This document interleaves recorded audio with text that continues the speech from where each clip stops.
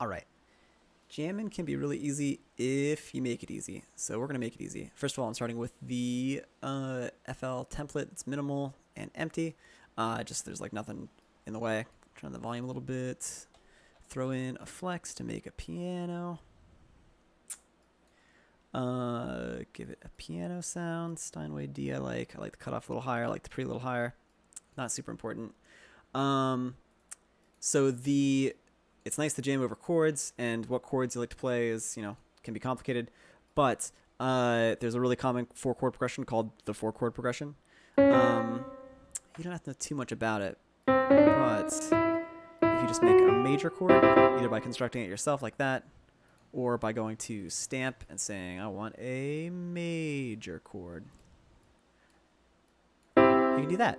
You can arbitrarily pick C major to start with because it's the one that's has all the white keys, none of the black keys, so it's nice to visualize. You make a C chord, a G chord, an F chord, an A chord, and an F chord.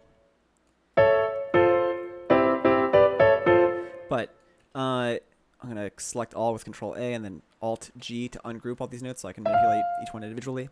If I do that, I can take this A chord and turn it from a major chord into a minor chord. Major, minor. And I'm also just going to take all three of those by Control left click dragging and then Control down arrow to move them down an octave. That's a cool little chord progression. So the nice thing about this is it just sounds good in a million different contexts. And it's nice to jam over. But if I try to jam over it, put it in my playlist.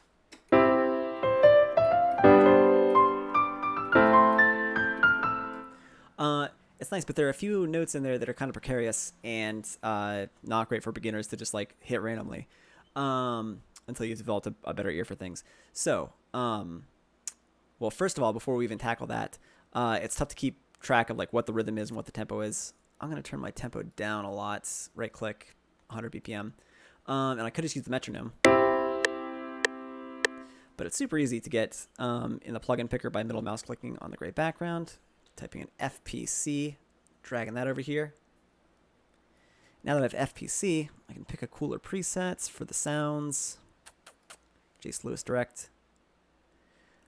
And I can just like click on this drop down over here to find some random beat to have in the background. But I'll do that actually in a different pattern. Drums too. Get my drop down, pick a beat.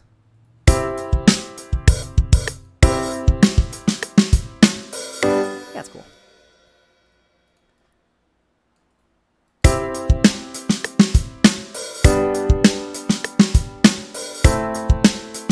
Yeah, that's nice. So that solves the problem with having a beat in the background to keep track of the time. But to solve the problem of, even though I know I'm in C major now, because I picked these chords because they are in C major and make for like a pleasant beginner set of harmonies, to solve the problem of having some precarious notes in the scale that aren't nice to land on randomly, I can move all these chords so that instead of being in C major, they are in F sharp major.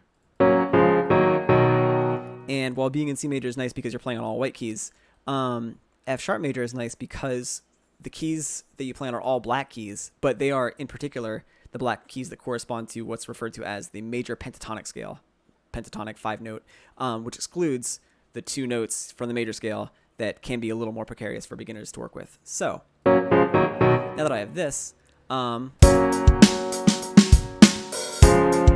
I can start playing around and figuring out what rhythms would go well with my chords. So I think what's really good practice for if you just have no idea what to do when it comes to making little riffs and jams and melodies and noodles is getting a grip over rhythm.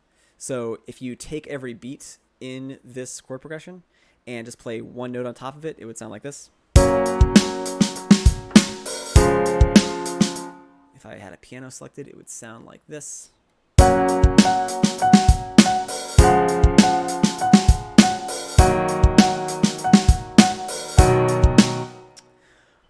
And those are playing the quarter notes. So every one of these little numbers represents a bar of the song, and every one of the slightly less bold lines represents a quarter note, and those are also divided into 16th notes, the tiniest little lines that you can see in this scale.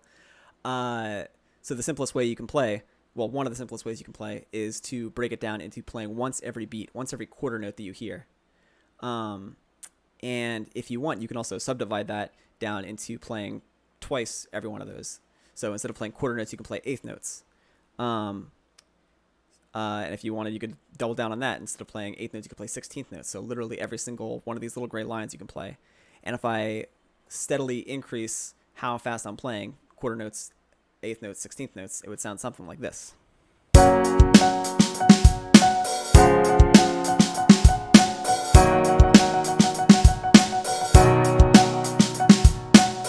I think that's like the foundation of the best possible practice you can do, is just like have a beat going on in the background, train yourself to figure out how just like to play right on every quarter note or right on every eighth note, and run through just 1,000 times while you're like reading or something, just trying to keep rhythm with basic quarter notes, eighth notes, and 16th notes. Guess we're never solving that case.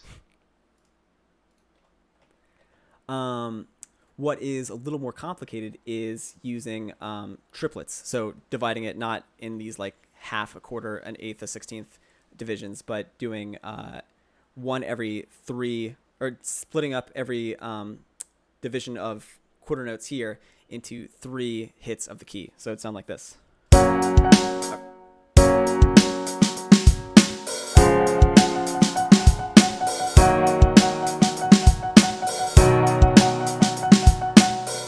One, two, three, 1, 2, 3, 1, 2, 3, 1, 2, 3.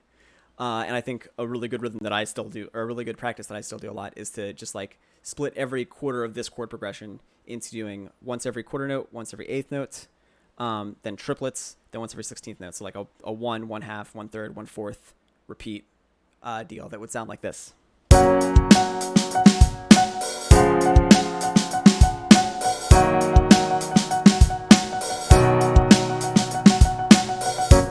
And that goes a long way. But once you feel comfortable with that, I think the next biggest thing is to use rests and integrate them into your playing. So just picking one of those little subdivisions and picking out notes ahead of time that you're just not going to play, and then trying to not play them. So for instance, if I were to be playing like an eighth note division of, and I wanted to say I'm not going to play like every other one, that'd be kind of simple because it turns it just right back into the quarter note division. But let's say I'll play the quarter note division and I won't play those middle two ones, whereas ordinarily it would sound like this. Now I'll play it as.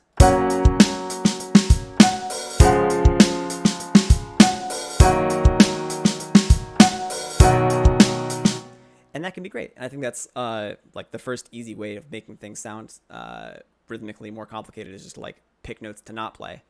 And a concept that comes straight out of that is syncopation, not playing the notes that you want to play the most.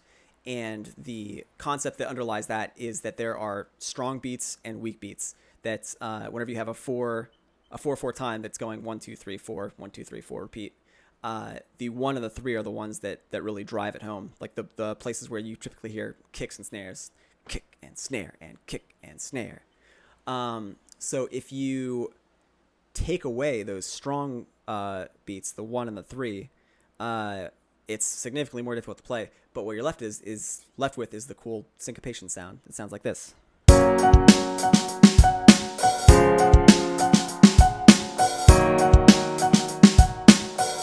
Although I guess there I was taking away the every other note from the eighth note division, not the quarter note. Quarter note would sound like this.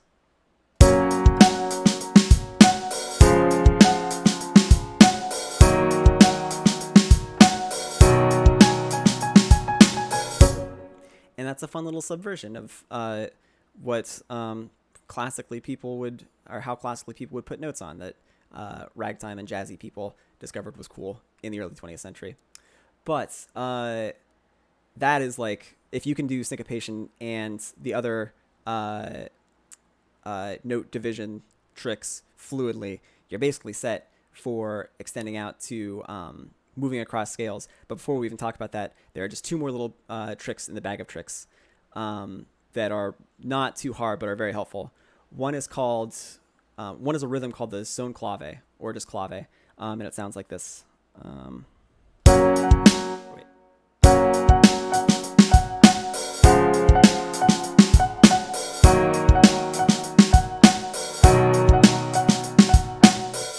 And that's one of a handful of rhythms that are like super Afro-Cuban that appears in pop music like basically everywhere. And it's definitely super worth just like messing around with that at any opportunity. But another thing you can do is simplify that a little bit. Just take away that second half, that like dun dun, and only play the first part of the son clave on repeat. And the first half of a son clave is called a tresillo, and it sounds like this. Or wait. Ah.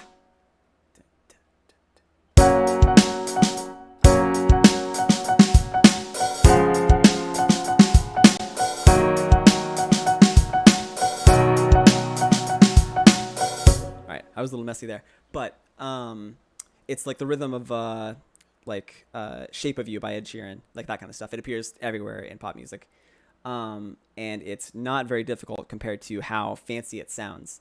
And it becomes more evident how fancy it sounds when you start to extend out from just using one note, whereas I was using just a little F sharp because F sharp sounds, the root of a scale always kind of sounds like it fits somewhere. If you extend out into the rest of the scale or into arpeggiating a whole chord, it'll be even more obvious how any of these divisions and subdivisions or little tricks can sound super cool. For instance.